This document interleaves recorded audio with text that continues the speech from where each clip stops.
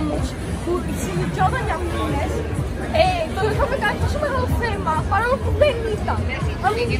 Και τι πειράζει αν θέλω εγώ να θα έχουμε μια άλλη γυναίκα. Νομίζω ότι σαν κράτος έχουμε μεγαλύτερα προβλήματα από αυτά. Όπως τα οικονομικά μας που βάνε τα παιδιά όλοι και πρέπει να πάρουμε δάνεια, ξέρω εγώ, για να πάμε στο σούπερ μάρκετ, για να έχουμε ένα παιδί, για να έχουμε ένα σπίτι, ξέρω εγώ.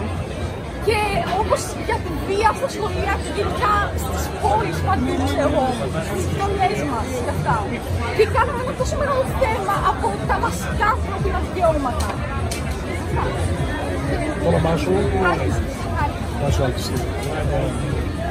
Να σου πω καταρχάς ότι αν μου επιτρέπεις, χωρίς να ακουστείτε σε πατρονάρω, είμαι πολύ περήφανος για εσένα.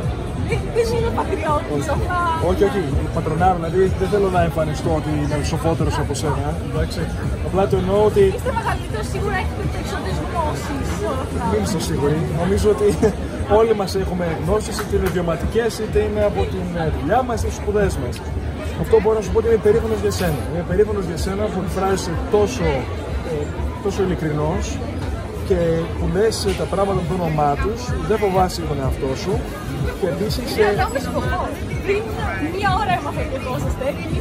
Μίλαμε στον ελληνικό. Και χθες γνωριστήκαμε με την Ελεύθερη. Κάτι στο οποίο αναφέρεσαι είναι στην ουσία λες γιατί δεν λειτουργεί η κοινή λογική στην Ελλάδα. Και απάντησα εν μέρει στο που είπα πριν. Δεν λειτουργεί επειδή η πολιτική ζωή του τόπου είναι εξαρτημένη από οικονομικά συμφέροντα. Γι' αυτόν τον λόγο δεν είναι ότι πολλοί μπαίνουν στην πολιτική και με κακά κίνητρα. Πολλοί μπαίνουν στην πολιτική με καλά κίνητρα. Αλλά μετά βλέπουν ότι υπάρχουν οι όροι του συστήματος, που πάνε να πει ο τρόπος με τον οποίο παίρνονται οι αποφάσεις. Και μία από τις ευκαιρίες που έχουμε τώρα, με όλα τα μέσα, και τα κοινωνικά δίκτυα και τη διάδραση και τις αλλαγές που θέλω να φέρω στο κόμμα, είναι να μπορεί να υπάρχει μεγαλύτερη λογοδοσία από το σύστημα στη χώρα μας. Η χώρα μας δεν έχει καν συνταγματικό δικαστήριο, να καταλάβεις. Άρα λοιπόν, βλέπεις τα τέμπη, έχει υπάρξει δικαιοσύνη για τα τέμπη? Όχι βέβαια.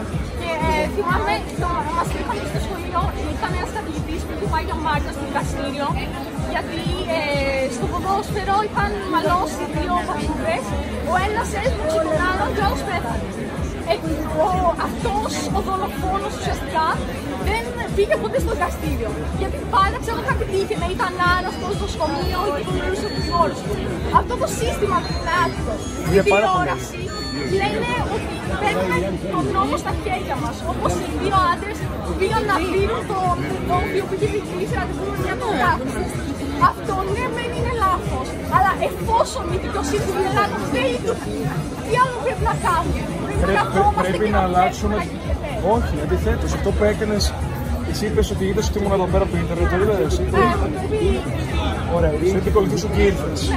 Αυτό που έκανες που ήρθες είναι η πιο πολιτική πράξη που μπορεί να κάνει ένας πολίτης και ένας νέος πολίτης. Άρα χίλια μπράβο που το έκανες.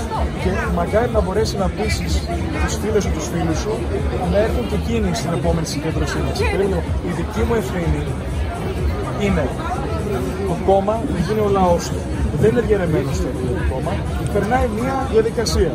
Όπως όλα τα κόμματα περνάνε. Στο τέλος της ημέρας όμως θα υπάρξουν αλλαγές και το πιο βασικό είναι εσύ να έχεις ισότιμη φωνή με όλους εδώ μέσα. Και όταν στείλεις τις ιδέες σου σε μένα πάνω στο κόμμα, να πάρεις απάντηση. Το θέμα είναι ότι τα κόμματα αυτή τη στιγμή